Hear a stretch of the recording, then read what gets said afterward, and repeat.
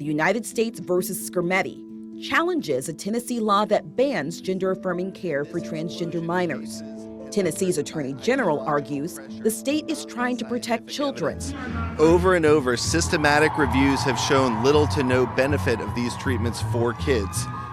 That's why many European countries that pioneered the use of these treatments for kids have recently reversed course and severely restricted them. I think a really important piece of this, that every professional medical association, from the AMA to the APA, absolutely go against this, saying that you are having a court of law determine what should happen to someone's physical body. The Supreme Court shouldn't decide what to do with that tiny percentage. It should be that person, their family, and their doctor. If the court sides with Tennessee, it could open the door for more states to deny gender-affirming care to trans youth. Currently, at least 20 states have bans in place. What's the harm in just waiting until 18? I think when you're a little older, your years go by a little bit quicker. 2 years for you might not seem like anything, but 2 years for a 12-year-old, for a 14-year-old, like that is their entire world. But the court could side with the government, which would make North Carolina's law unconstitutional. I think that if they reverse it, it's going to give a lot of people a chance to live their lives as they choose to, which is their right to.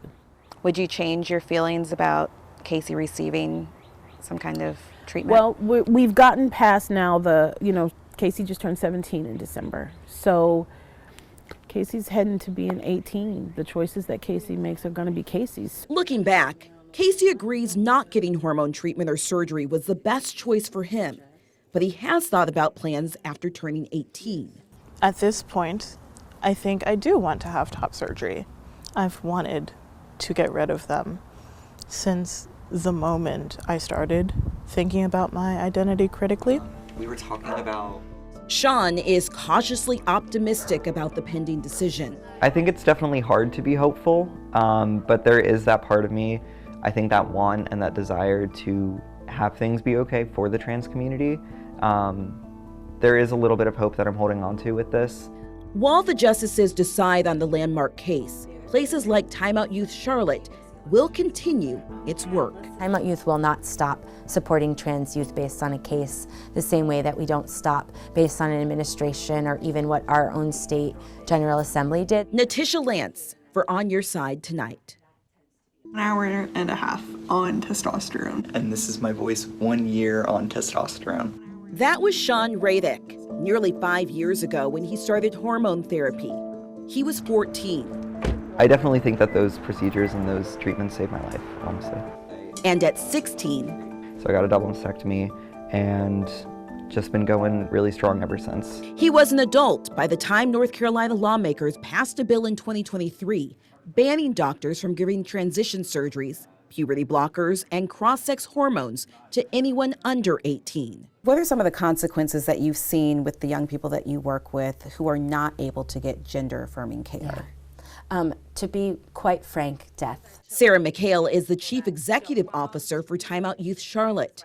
I say this with no hyperbole. Our young people are taking their own lives if they are not getting the care that they need. A 2024 study by the Trevor Project showed suicide attempts among transgender teens went up by as much as 72% in states that passed anti-transgender laws impacting minors. We met Casey Bird at Time Out Youth. He sings, he draws, and he loves to make bracelets. But don't mistake him for a Swiftie. Are you a Swiftie with those bracelets? I'm not. You're not? Okay, because it looks like the friendship bracelets. No. Around 12 or 13, Casey revealed he didn't feel comfortable in his body. I just completely abhorred the body that I was in. I was unhappy about the sex traits that I was born with and that I couldn't do anything about. It was a constant struggle to wake up every day. Casey was in a deep depression and at one point began cutting and having suicidal thoughts. I wanted to be her little girl that she could take shopping and do makeup with and dress up. And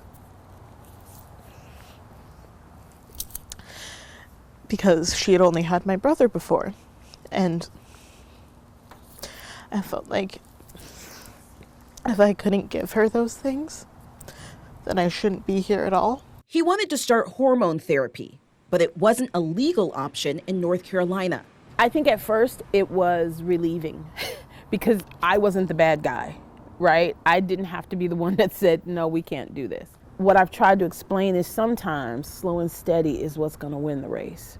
Now with a case before the Supreme Court challenging gender-affirming care, Casey's mom, Terry, would like to see a reversal of North Carolina's ban. We live in America, and I think people need to be able to do what they need to do for their lives, what's comfortable for them. If parents can make a decision for a child, I don't think you get to say, no, we can't, no, you can't do that. In December, parents of transgender children on both sides of the issue demonstrated outside the Supreme Court as justices heard arguments on what's being called the most significant LGBTQ case the court has considered in years. It's monumental that a trans case is being heard in the Supreme Court, but it has some pretty large implications if it doesn't go our way.